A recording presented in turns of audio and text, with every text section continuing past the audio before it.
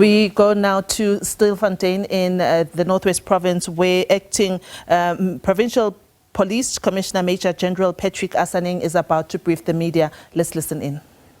Satisfied themselves as part of the rescue plan that there are no longer people alive or corpses that are still underground to be extracted. We consulted with the mine rescue services led by Mr. Manas Fourie yesterday, who assured us that today they will also do their own mop-up operations, as I've indicated that their services were contracted by the Department of Minerals, Energy and Petroleum. Therefore, we expect them to provide us with a report on their assessment of the situation. And then it is based on that report that government, the relevant ministers will also be addressing your good selves on what has transpired here. I indicated yesterday that insofar as the operation is concerned, we are continuing. Operation Vala Umgodi started in 2023, and we had penciled it to continue until May of this year. You have been to the site, you can see that access is still very much easy. Our priority and objective right from the beginning was to address illegal mining, and therefore, as far as the operation is concerned, those members who are deployed for Operation Vala Umgodi will continue to be on site, not only at 11 Shaft, but in all the areas where illegal mining is taking place. It is just unfortunate that this became our hotspot or focal area, but we will be focusing in all the other areas where there are mining, whether authorized or unauthorized, but the operation will continue. Thank you. Okay. And then, General, just take us through your meeting with the Consular General of Zimbabwe this morning. Thank you very much. The other thing that I wanted to bring to your attention, to the attention of South Africans, we have been giving you updates since the operation started. You are aware that the majority of people who have been coming from underground, whether voluntarily or who have been assisted by the MRS, are non-South Africans from Mozambique, from Zimbabwe, Lesotho, Malawian and Congolese. Now, from our side, we have been, as per international requirements and protocol, working with these consulates. I communicated with the Consular General of Zimbabwe, who will address you as soon as I'm done, requesting them to assist us, particularly in the identification of the mortal remains, because, as we have pointed out, we would not have their database or their records as South Africans. Most of them also entered South Africa illegally. Therefore, they will assist us with the verification, confirmation of their addresses, also with engaging with those who are still alive, because they also will assist to say who of their compatriots who were underground have since perished, so that then we can understand the situation better. He intends to send a team here so that we can expedite this process. All right. Okay, thank you. I'm now going to hand over to the Consular General of Zimbabwe, Mr. Area Perry, who will take us through the visit today to the shaft. Over to you, Mr. Perry. Thank you so much. Thank you so much, General, and good afternoon, South Africa. As a country, we are here to work closely with the South African government to make sure that the whole process is brought to its conclusion and finality. Our major responsibility, in as far as this case is concerned, is the identification, the verification, and the profiling. So far, we want to start with the verification and identification of the 465 who have been brought to the surface alive. And using those 465, we'll try to extract as much information as possible so that we have the first, some first indication of who exactly was operating underground with those from Zimbabwe. And thereafter, we are then going to contact our head office back home, and we proceed from there. So for now, we are just taking it step by step. The first step is that immediately we are going to do the verification and identification of the 465. As you are all aware that those who are deceased, they were not documented, so they did not have any particulars on them. I don't want to believe that all of them are Zimbabweans, but we want to make sure that we identify and satisfy ourselves as to who are Zimbabweans among those who are deceased. And then we'll take our next step in the repatriation of the deceased back to Zimbabwe so that they have a decent burial in Zimbabwe. That will also take us back to Zimbabwe, where we need to identify the relatives so that we do the DNA. As you might be aware, as we have been informed, that some of them they had decomposed, such that it's very difficult for us to make a clear identification of who is who, as for those who are deceased. So for now, we just take it step by step. I cannot give you a conclusive that these are Zimbabweans, these are not Zimbabweans, but we need to satisfy ourselves that those who are Zimbabweans, then we take appropriate steps to make sure that the bodies are repatriated back home to Zimbabwe, including those who are alive.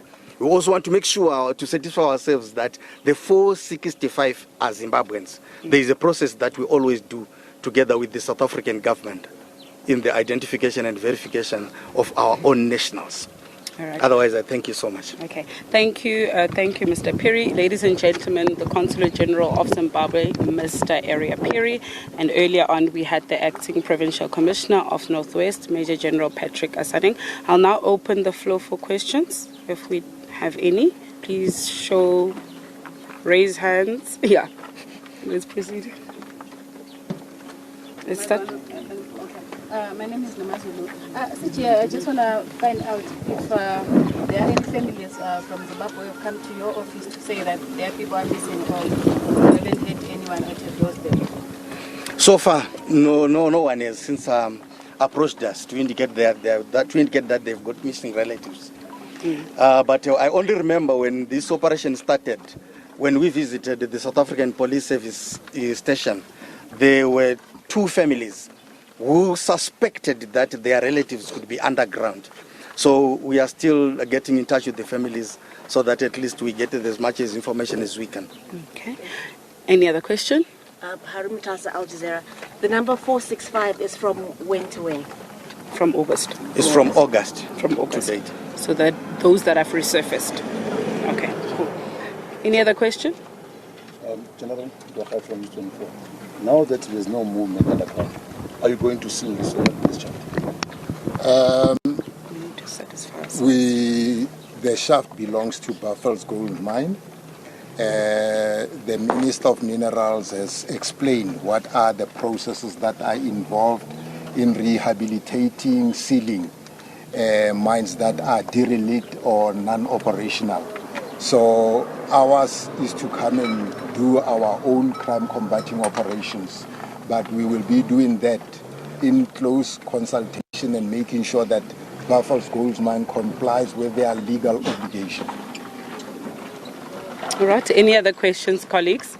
Maybe just to the CJ, from Okay. Africa. With regards to after the whole process of identification and ascertaining that how many Zimbabweans are there, the issue of repatriation, is it something that the Zimbabwean government will be, when we're looking at issues of cost implications that will come with it? The issue of the government of Zimbabwe taking over the cost, that's something which we need to engage with our principals back home. As you know, that this is a story which is still developing. But our principals back home, they are aware that there is such a thing which is happening in South Africa, and specifically at Stilfontein.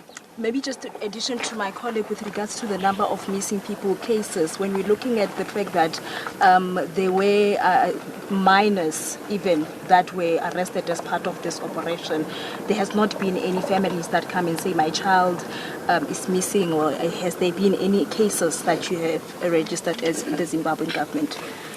In as far as the minors are concerned, we have been in touch with the Department of Social Development.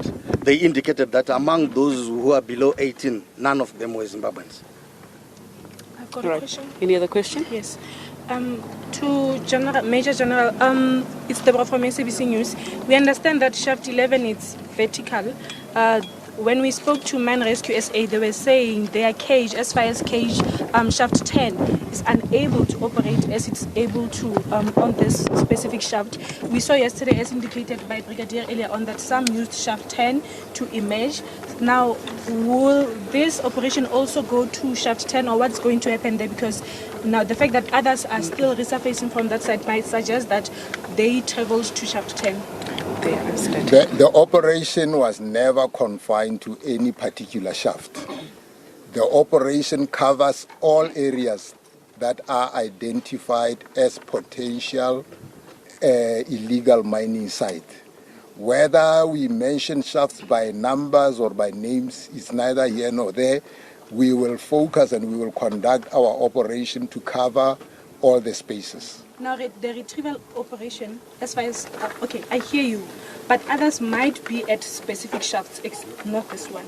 Now, as far as retrieving them from underground, how is that going to unfold? We must not confuse issues.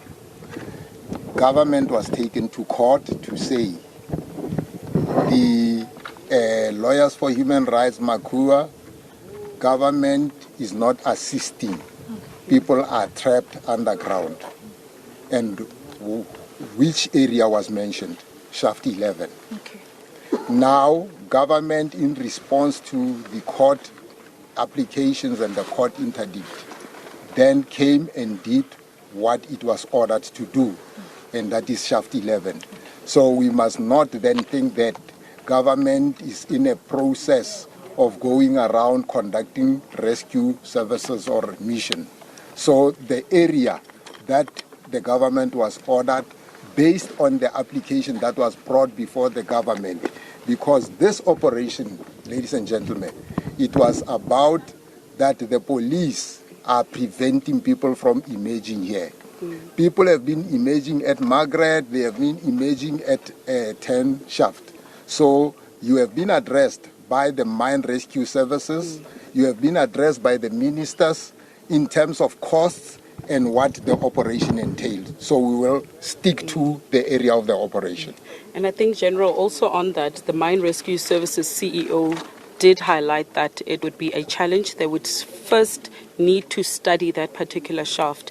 And based on his observation, it would be it's impossible. Yeah, it's impossible to undertake that particular operation because the shafts are not the same. So just get that clip, or maybe make contact with DMRE to get in contact with him so that he can outline and unpack that particular issue. Any other question? Yes. We come out of that briefing in Stilfontein and we wrap up the first hour of On Point.